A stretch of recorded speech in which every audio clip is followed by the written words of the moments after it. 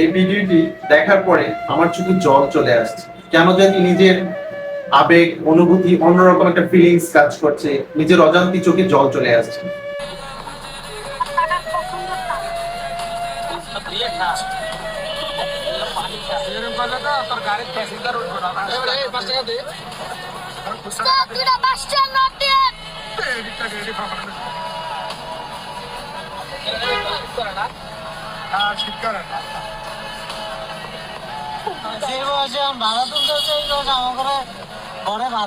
যাই হোক, ভাগ্যের কি নির্মম পরিহাস, এই বয়সে এই ছেলেটা থাকার কথা স্কুলে, ভালো একটা স্কুলে, এরকম একটা পরিবেশে থাকার কথা, অথচ সে আজকে এরকম হেল্পার করছে, গাড়ি থেকে টাকা উঠাচ্ছে। তো যাই হোক, আপনাদের বলবো, আমরা যারা আছি মানবতার জন্য কাজ করি, তো তারা যেন এরকম অসহায় মানুষদের পাশে একটু দাঁড়ায়, অসহায় বাচ্চাদের পাশে দাঁড়ায়, রিকোয়েস্ট করবো। ভালো থাকবেন সবাই, আল্লাহ হাফেজ।